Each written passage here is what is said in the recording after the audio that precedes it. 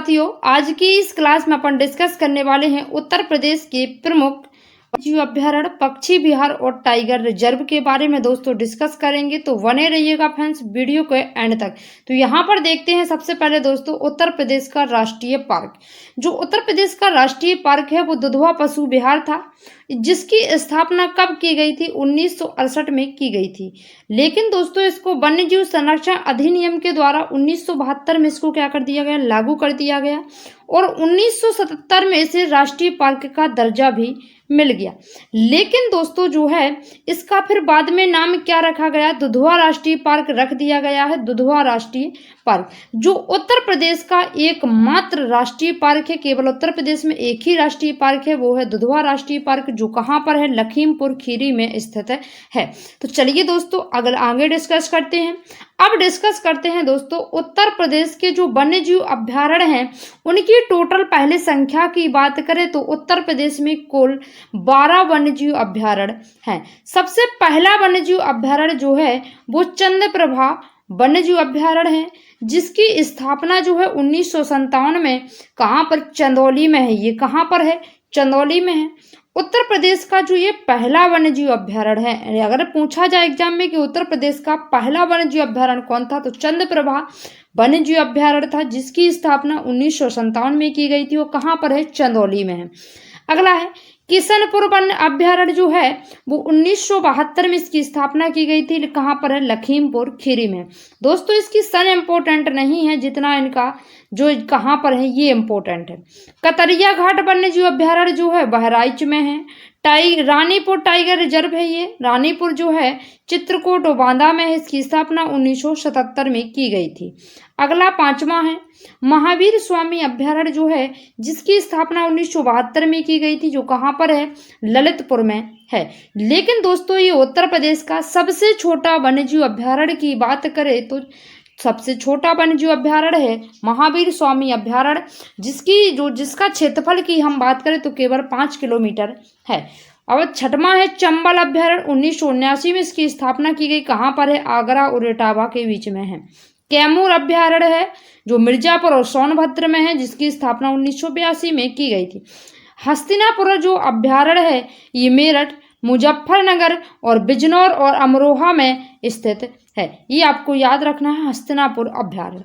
अगला 9वां है, लेकिन दोस्तों जो हस्तिनापुर अभ्यारण्य ये सबसे बड़ा अभ्यारण्य है उत्तर प्रदेश का। सबसे बड़ा वन्यजीव अभ्यारण्य कौन सा है? हस्तिनापुर अभ्यारण्य, 1986 में जिसकी स्थापना की गई थी। मेरठ, मुजफ्फरनगर, बिजनौर, अमरोहा में है।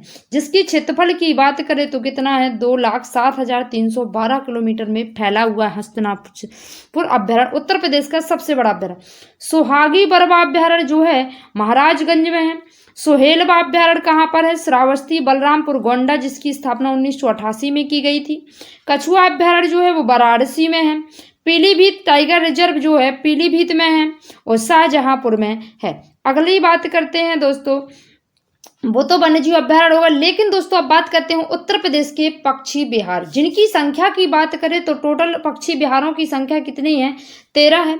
जिसमें पहला आता है नवाबगंज पक्षी विहार जो है 1984 में इसकी स्थापना की गई थी। कहाँ पर है? उन्नाव में है। उत्तर प्रदेश का पहला पक्षी विहार कौन सा है? नवाबगंज पक्षी विहार है, जिसका नया नाम अब क्या रख दिया गया है? चंद्रशेखर आजाद पक्षी विहार।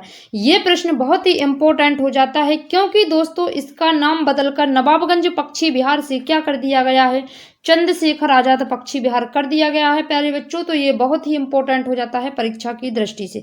अगला दूसरा है समसपुर पक्षी विहार, जो 1987 में रायबरेली में जो कहाँ पर स्थित है।